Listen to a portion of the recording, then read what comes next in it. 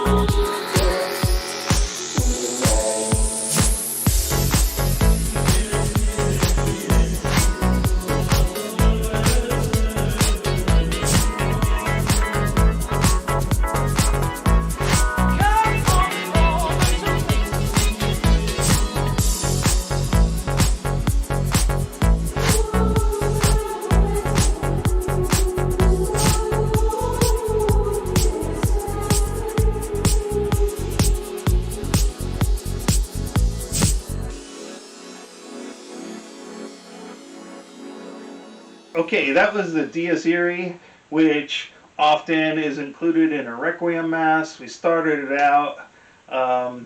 Impressions? I thought it was first of all, I thought it was a pretty good song, but also he followed that chord progression. Yeah. Dun, dun, dun, dun. And man, that is going to stick with me. Yeah. But it was pretty cool. I mean, I could totally see pictured people dancing. Yeah. It's definitely gets your body movement. Yeah. Which is totally based on rhythm and beats, and rhythm and beats affect your body. Harmony affects your emotions, and melody affects your intellect. And so whenever you got a heavy beat, heavy rhythm music, you're going to want to move your body. Yeah, and I think that was here. Yeah, for I sure. mean, you know, it's... I get... He had a little bit of the Latin singing over top. Now, obviously, it wasn't anything consistent with what we've seen from, you know, typical Christian liturgical music, but I think he stayed pretty true to some of the elements that we expect to see in the Dies Irae. It was fun. I mean, I honestly don't think he's pushing for a traditional Latin Mass experience. But he's definitely got to put elements in there to make you say, oh yeah, that's from the Mass. I mean, he knows what he's doing. He hit that chord progression. Yeah. That's all I needed to hear. Right. As long as that chord progression was in there, this was true. So... Okay, well, we're going to listen to the Credo next. All right.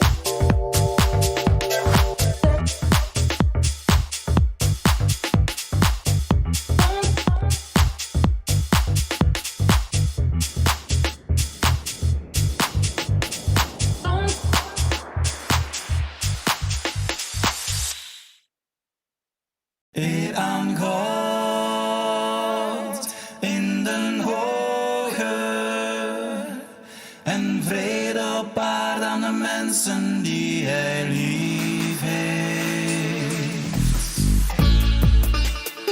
Alle zusters in het oosten komen bij je bij nacht. Rond de kaarsjes in het bos laten ze alle vluchten los. Eet aan God in den hoge en vrede op aarde aan de mensen die hij lief heeft. Wij loven u.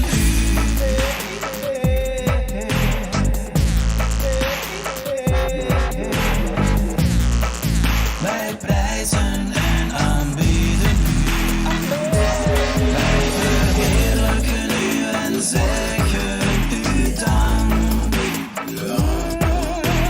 voor uw grote heerlijkheid. Want jij alleen zijt de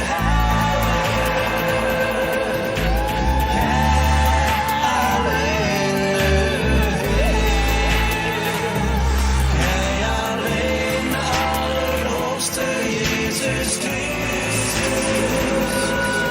met de Heilige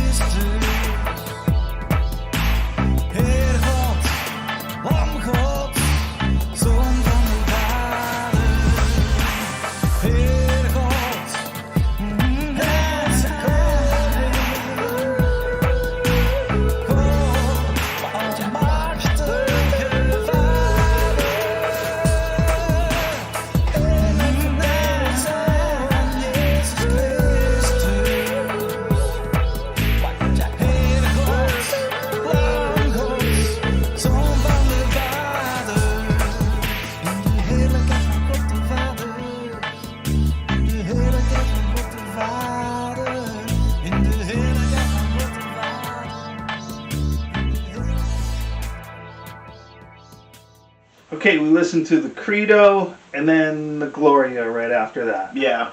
And really pleasing music. Yeah, it's actually pretty good. Yeah, for sure. The Credo, I mean, nothing too fancy, but he has that one sample that stands out that's just believe in God. Yeah. And it was just this voice that came through the music, you know, almost like God was speaking to you. And it just cut through everything. Yeah, but I mean, it's pretty good, and you know, I get the sense that Dr. D is a child, well, not a child of the '90s, but he was probably spinning, you know, as a DJ in the '90s, because a lot of this electronic music reminds me of the '90s style of sort of techno music. Okay. More of like the Moby kind of, the way that Moby used to mix, kind of like that. I guess it's the best example I can think of off the top of my head of how people would, you know, DJ in the '90s. Yeah. But he's got a style about him, and I gotta say, it's It's pretty good. Yeah, I agree. I would. Pretty good. I would buy that CD and put it in my car and just zone out to it, driving on a long stretch or something. Definitely. Yeah, really. And neat. then in the Gloria, he actually, and I don't know actually when this album released to know, but he's got some elements from what's called dubstep. I don't know if you're familiar with dubstep. But I can't say I am. Dubstep is more of like a 2000s, 2010 was the height of it. Okay. And that's that real slow, that like wobby. Did you hear that wobbly Yeah. sort of wob, wob, wob? That's like Yeah. dubstep is really known for that. Oh, wow. And the Gloria has a lot of that in it, Okay. which was pretty cool. So if this is a 90s thing, he was a little ahead of his time. Right. Speaking ahead, let's move on ahead. And what do we got coming up? We got two last ones. Oh, the Sanctus and the Agnus and Dei, Agnus Dei, yep. which are the two final pieces in a mass, or Yep. segments in a mass. Yep. So let's give that a whirl. All right.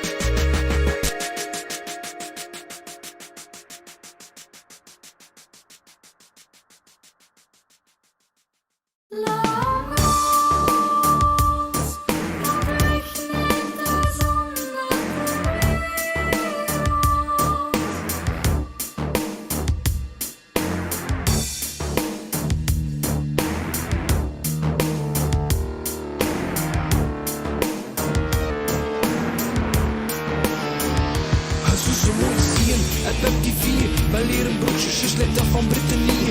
Ik zit zo blij, dat ik nog niet. Hou vol zijn wordt in dwars naar een bier. Ik eet nog liever selderieën, het is voor de rubber. Er zit een paar bij pubber, lekker nog voor nog veel. Van dat magic en dat deel. Ben je zo'n trein moet keer.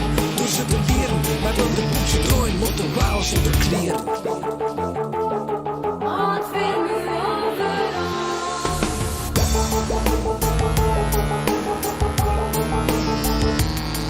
Schluss naar wakker zijn, de eerste even zijn. De has al rond je vingers draaien en de eten lust te pijn. Hij zit te tellen, ik heb je vroeger nog gekend. Je moeder is een stadse bellen. De business is verzekerd goed. Hij zit een piano in, en ze wat te schalen.